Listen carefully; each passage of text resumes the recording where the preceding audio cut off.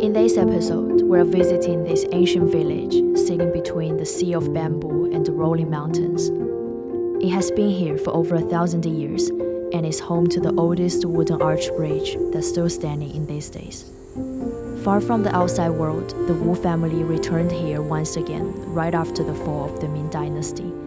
And we're gonna explore the village they designed, seeing the old bridges, their ancestral hall, and homes.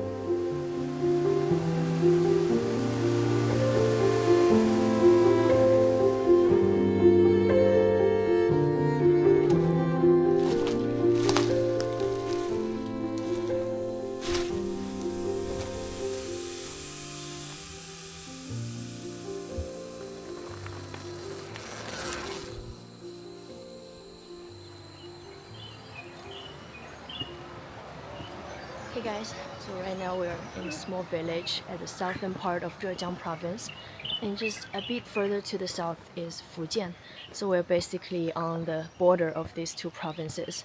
And this village is quite renowned for its ancient bridges. So it's kind of a bridge they covered on the top and on both sides. They call it langqiao here. And the interesting part about this village is that they're not just for people to crossing through. They also have a worship space here. And some of them even have the 2 or 3 floors for temple just right on the bridge.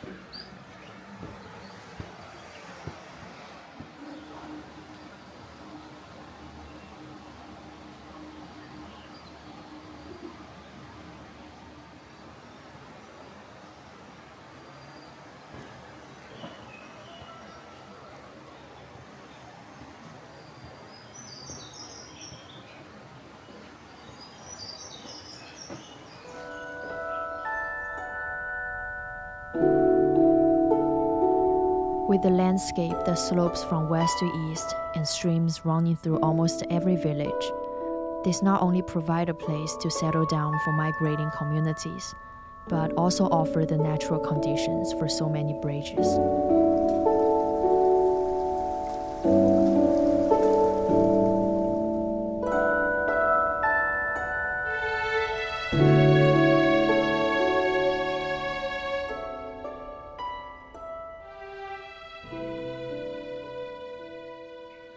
So aside from those ancient bridges, there are some other traditional architecture in this village.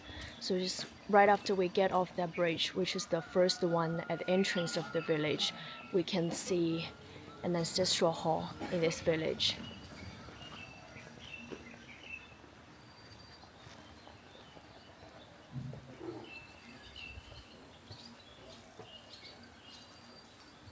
Wu Wen Jian Ce.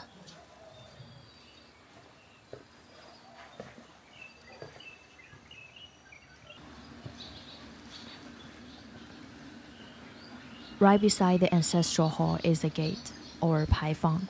It's the old ceremonial entrance to the village, where the emperor's decrees were said to be received here. And if we take a closer look up there, it features double-layered flying eaves, adorned with interlocking brackets.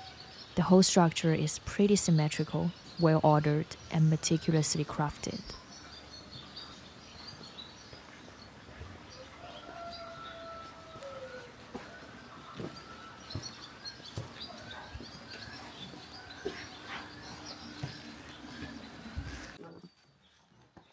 Oh, 好的。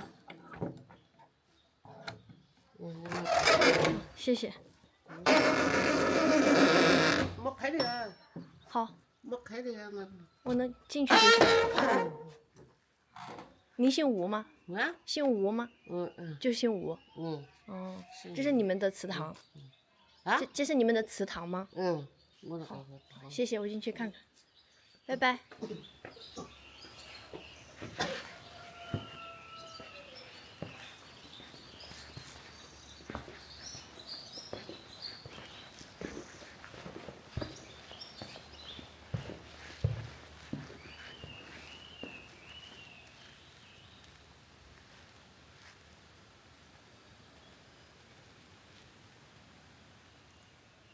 It's quite empty in the main hall, except for the walls.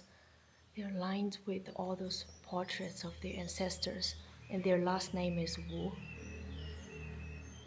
Look at this.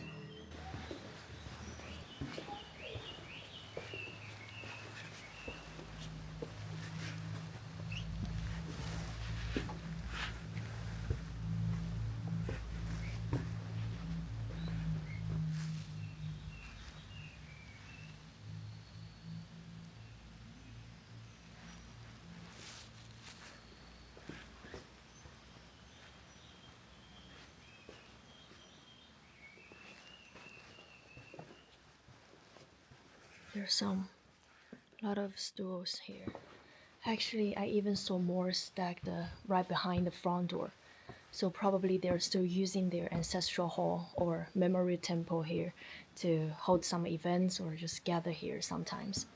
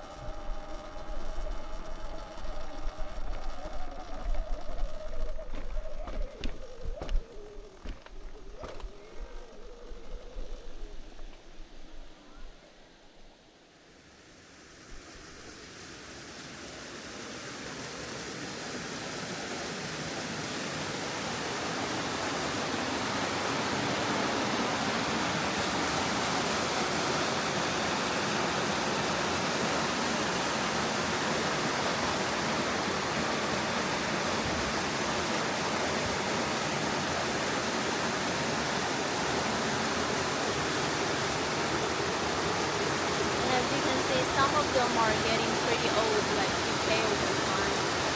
So they've added this kind of concrete to help support the foundation right now.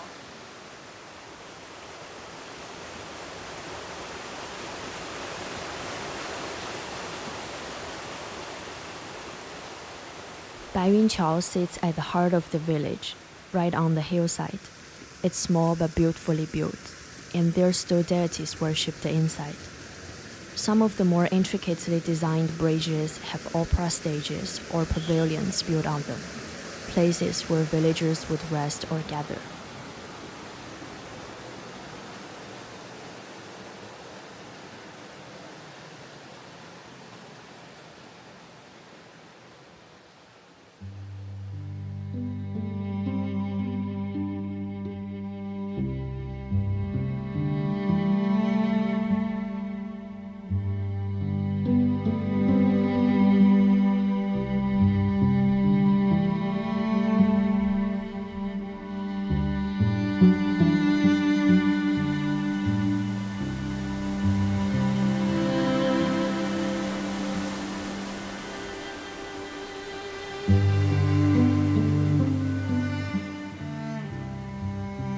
Like the other bridges in the village, the wooden pillars at the top are carved with some inscriptions, like the names of the designers, dates, and other details. On one hand, the inscriptions were meant to honor the designers. On the other, they served as a form of quality assurance, so if anything went wrong with the bridge, there would be a clear record of who was responsible for each part of the construction. Okay, so right now we're in another temple. It's called Mashi Xinggong, and right next to it is another langqiao, the oldest one in this village, built in 1625.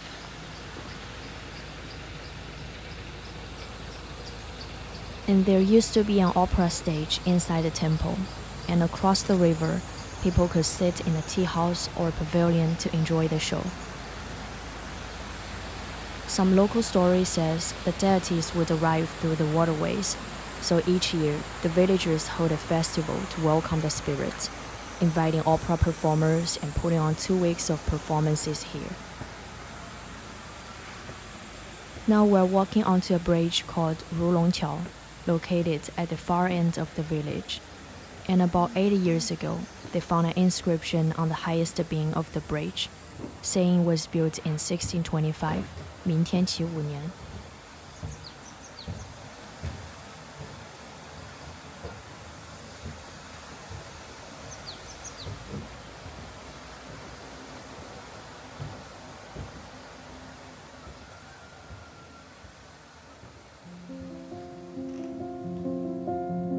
In the old days, there were local associations called qiaohui, in charge of building and maintaining those bridges, and the members, as respected elders, were elected by the community.